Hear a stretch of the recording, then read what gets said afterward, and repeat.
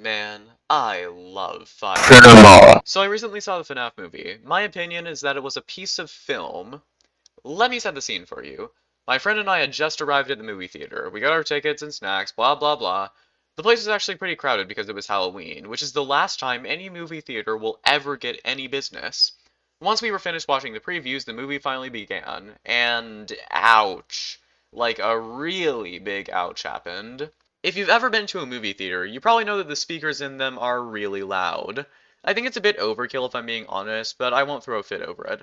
Still, with my young teenage years, I have to plug my ears during every action scene of a movie to not go deaf.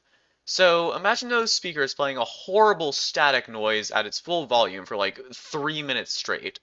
Well, that was our experience when the movie finally started. At first, I thought that something had gone horribly wrong with the audio of the film, but my friend suggested that might just be part of the movie, since FNAF is known for its static. But then we got to the opening scene, and it was still going.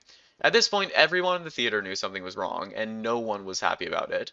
They ended up muting the movie until they were able to fix it. If you don't believe me, here's a video my friend made while we were there. So the audio just bugged the fuck out, and they have it on mute. What do you feel about this? Hard on mute. This is Doesn't it? This is crazy. So yeah, people were mad and they yelled at the employees to restart the movie. So they did. And that's how we watched the first 5 minutes of the movie twice. Okay, now I'm going to talk about the movie itself, so if you don't want spoilers, now would be a good time to leave. It's on Peacock, not sponsored, if you want to watch it without going to a movie theater. Anyways, I really liked it. I thought it was a phenomenal take on the story itself. I was a bit skeptical of the movie at first because I've heard a lot of negative reviews of it, but it blew all of that away. So I wanted to talk about the movie's strengths and why I think people didn't enjoy it. So let's start out by talking about Mike. I thought Mike was a much better character than he is in the games. Actually, the character in the movie is Mike Spit, not Michael Afton. Therefore, shut the fuck up. it's called a parallel. We don't need to make this more confusing. He's clearly supposed to be this world's version of Michael Afton. To be honest, I really hate Mike in the games. He's a silent protagonist for most of the story, only talking once in Sister Location and a few times in FNAF 4. Also, I know he was just a kid at the time, but Mike was a demented piece of shit as a teenager. The idea of a jerk older brother in the real world is someone who threatens their younger siblings at worst or makes fun of them after beating their ass at basketball, not relentlessly scaring them and teasing them to the point of crying on their birthday and then feeding them to an animatronic bear. And I get it, okay? I understand that that was all the result of William Afton being a psychopath who was horrible at parenting, which caused that all to rub off on Michael. I don't really have a problem with any of that. What I do have a problem with, though, is that his entire story, he's not really conveyed to have that much remorse for his brother's death. He mainly just wants to kill his dad to avenge everyone. Hell, even when his brother's dead, he doesn't do shit to help him. That's all Charlie's doing in FNAF 3. But in the movie, this is done so much better. Mike had a pretty healthy relationship with his family up until William kidnapped Garrett. That name may have inadvertently been the movie's way of trying to disprove the theory that Gregory's the crying child, but I don't know about that. He constantly thinks about when he was taken from him and feels so much regret about losing him, even though it wasn't entirely his fault.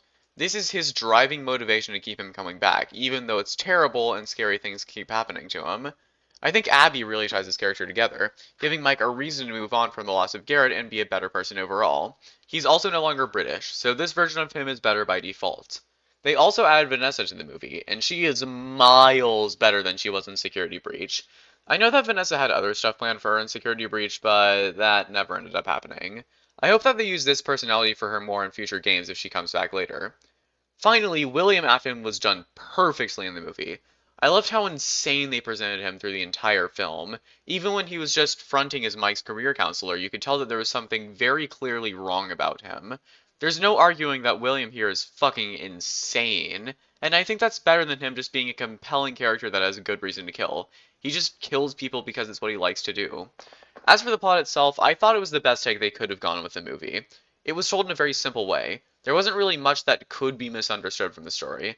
You don't need to be a FNAF veteran to know what's happening in the movie. Everything is handed to you and it's all pretty straightforward. Well, most of it anyways. There's still some mysteries that aren't talked about in the movie, like where the Golden Freddy and the Bonnie suits came from, but those questions can be answered pretty easily by someone who has played the games. I think it's a lot better of a way to tell the story because the games were all over the place with the storytelling, and it really got on my nerves with how many questions it presented us with.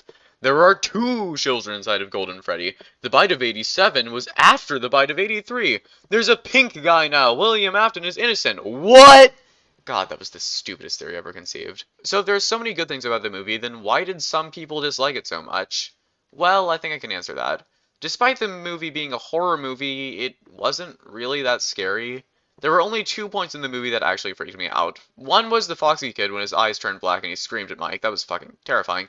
But aside from that, the only time I really got scared was at the beginning of the movie when the audio was bugging out. And the only reason I was scared was because I thought that the speakers might break even further and play a sound so loud that my eardrums would burst.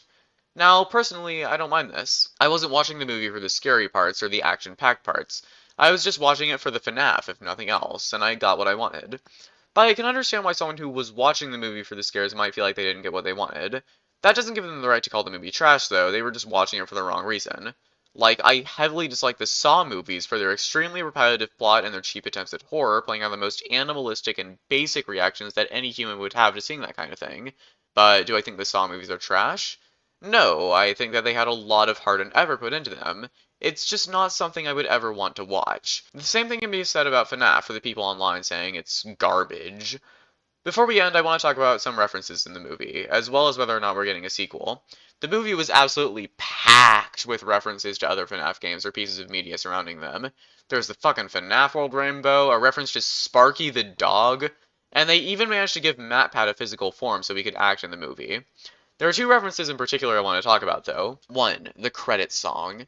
This brought back some memories, man. I've been listening to the original FNAF song since it first came out back in 2014, and it never gets old.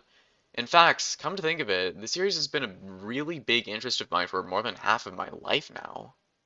Damn. And the other one I wanted to talk about was the Ella doll. It's kind of weird that they brought it back for the movie instead of using any of the other actual Springlock suits, but I don't mind. Still though, if that's the Ella doll's actual size, then it makes 1:35 a.m. a lot more terrifying upon reading it.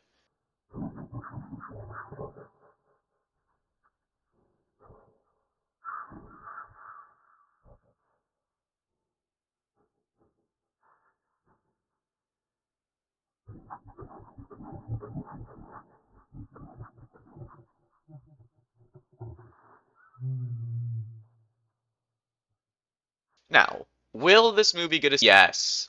It's a Five Nights at Freddy's movie. Of course there's going to be a sequel. That's why I'm not that upset about there not being any references to the puppet in it, because as much as I love the puppet, I'm pretty sure it'll appear in the sequel. In fact, I'll be pretty shocked if it doesn't. But come on, this series was supposed to end with FNAF 3, and then again with FNAF 4, and then again with FNAF 6, and then again with UCN. And we've had 2 games since then, and there's another one coming out in December! So I'm pretty confident in saying there will be a FNAF 2 movie coming out in like 5 years, maybe even less than that. And that's all I feel like I want to say. In my opinion, this movie was a masterpiece, and it was worth the 8-year wait. For any of my returning viewers, don't worry, I'm not becoming a FNAF tuber, I promise. I just wanted to make this video because this movie was a really big deal to me. I'll be making more content about whatever the hell I want to soon. See you guys then.